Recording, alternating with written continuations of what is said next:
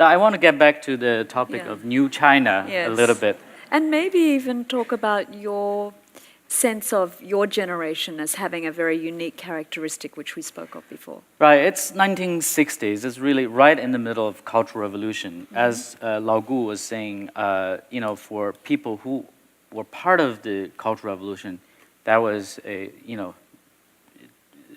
disaster. But for us that born in it, so we grow with the kind of sense of liberated spirit. There's no reference. That's why I always thought our generation is decontextualized generation. We don't have spatial or urban systems or to refer to. We don't have a traditional kind of context to refer to. We don't have a lot of defining forces around us.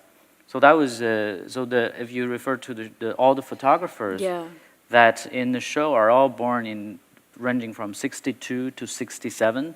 That generation is really that generation has also a unique educational background. When Professor Zheng was painting the Mao portrait, that was also young, educated youth was sent to the countryside.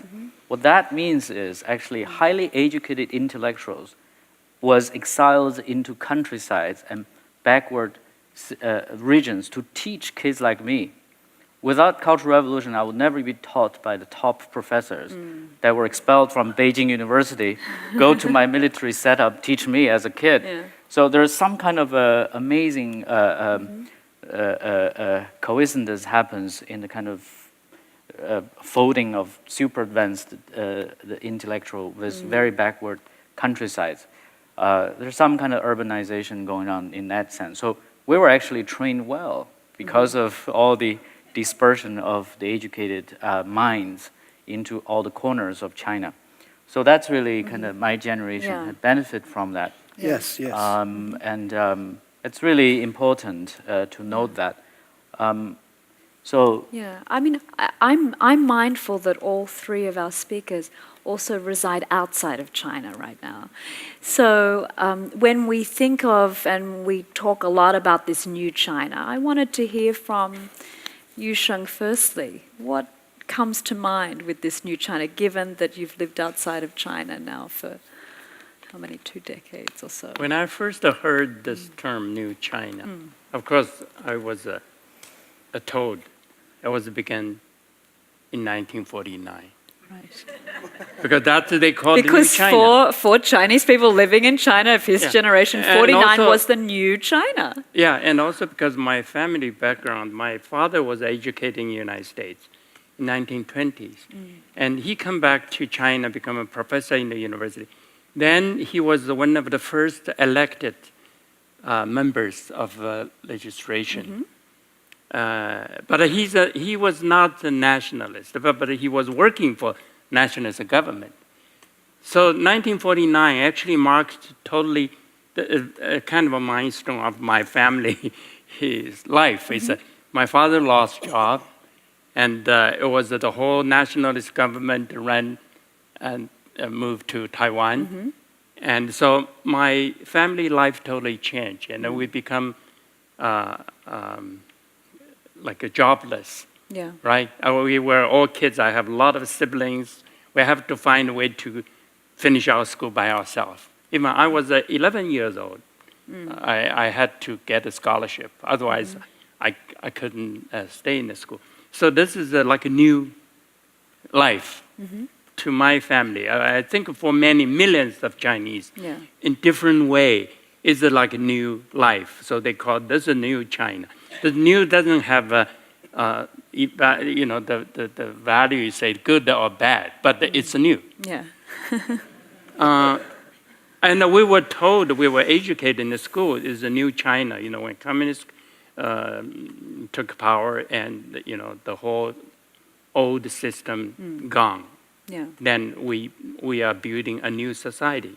But of course, this went to extreme in 1960s.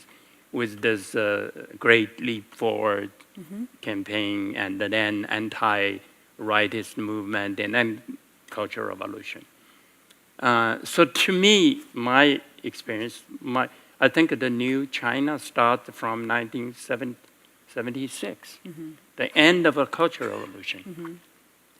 The reason I say that is because I think the cultural revolution, as the Wenda say, of course, is a bad time for the country.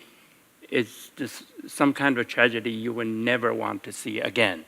But also, from other side, we see, because this cultural revolution, actually, the mass of this communist system was broken in China. And the worship of Mao, the kind of a blind belief of this what so-called communist socialist system was collapsed. I think that started a new era of individualism, free thinking, and also the hope for the future. As Wenda described in 1980, I think 1980 was one of the best time in China. And people are very optimistic, and China just opened its door. Yeah. The market system was introduced. Not the bad thing, but the good thing.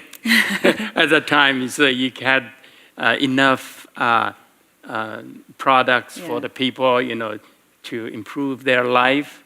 And the corruption and other things are not so bad as now, as you have now. So we see this new China start to build up. Of course, then it comes with a lot of new social problems. This year, between the Cultural Revolution and the new open era, it was the mark of a new China. And the contemporary, I'm specializing the contemporary Chinese art history. So to me, I think the contemporary Chinese art starts from late 1970s, like 79. First, the Star Movement and some no-name society, all those shows, and the flourishing mid-1980s. So that's actually, it's kind of a totally new era for Chinese artists. Yeah, I mean, when we start to map out Chinese contemporary art history, we usually posit the beginning as 79, which was when China, Deng Xiaoping declared his open door policy, and China really started to open up. So that's usually the originary point for what we consider Chinese contemporary art to be today. Wenda, what do you think, New China? From my perspective, actually, the new China is reflected from my own kind of experience. I was born in Shanghai, and I lived in Shanghai for 24 years, and I moved to New York. I lived in New York about 24 years. It's totally actually balanced, and then my son is the balance, the Libra. So it's kind of, it's just right to my experience. And then in many interviews, I always portrayed certain things. Actually, I'm lucky because I can see through certain American society, which most Americans cannot see it, because I have a China as a counterpart, as a comparison. And I see a lot of China society things most Chinese cannot see, because I lived in America for 24 years. So these kind of constant conflict and benefits, so I can see through a lot of things which a lot of people don't see it. And the thing is, I told her, let's say 3 colors: black, white, and gray. So I was born in a communist state, and I informed, educated by the idealistic Marxism. Then I moved to the most sophisticated capitalist society in New York. So these kind of black-white. Then now I back to China, return to China to experience, which is kind of I call a gray area, which is not a established marketing place, and it's not totally socialist anymore. It's not completely capital anymore. So it's kind of in between. So I feel I have three colors in me, and I feel lucky enough I can experience three of them.